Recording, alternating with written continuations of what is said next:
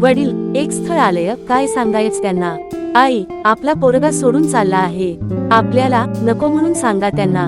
अजय, अगं काय झालंय आता तुला? माझ्या जाण्याने एवढा परिणाम होत असेल तर मी आधीच सुट्टी घेतली असती ना. आई, हो तू ठरवूच बसला आहे ना, मग काय बोलणार मी.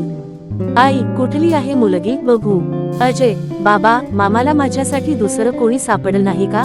सावळी आहे मुलगी. नो वे, लगेच पंचायत नाही म्हणून सांगा प्लीज.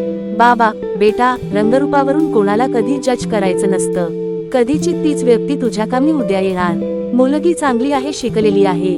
अजय, ठीक आहे, हो चालेल ना. तो शहरात जातो, त्याला जाताना कुणाचा तरी धक्का लागतो आणि त्याचे पैसे पडतात. आता त्याच्याकडे पैसे नसतात. त्याला एक मुलगी भेटते, ती विचारते काय शोधता, काय झाले, तेव्हा तो सांगतो, मग ती त्याला मदत करतो. अजय परत त्या नकार दिलेल्या मुलीला भेटतो. अजय, हाय, मी अजय. पण ती तीच मुलगी असते जिने त्याला मदत केली असते. अजय, थँक्यू, तू मला मदत केली. अशा परक्या शहरात कुणी कुणाची मदत करत नाही. मुलगी, त्यात काय, ते कामच आहे माझं. परक्या शहरात आपलीच माणसं कामी येतात. बरं, मी येते, तुला आणखी काही मदत लागली तर सांग. अजय, बाय, सावकाश जा. तो आपल्या विचारात मग्न असतो आणि नंतर स्मित हास्य करतो.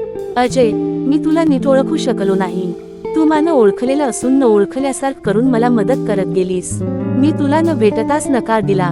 तू चांगली नसण्याची परीक्षा तुझ्या रंगावरून केली, त्यासाठी सॉरी. अजय, मग मी तुझे उत्तर काय समजू? मी आवडलो नाही तुला? मुलगी, तस नाही, मला जरा वेळ देशील विचार करायला? मी तुला कळवते. काही दिवसांनी त्यांचे लग्न ठरते. मुलीचे आई वडील आणि अजयचे आई वडील लग्नाची बोलणी सुरू करतात. अमोल,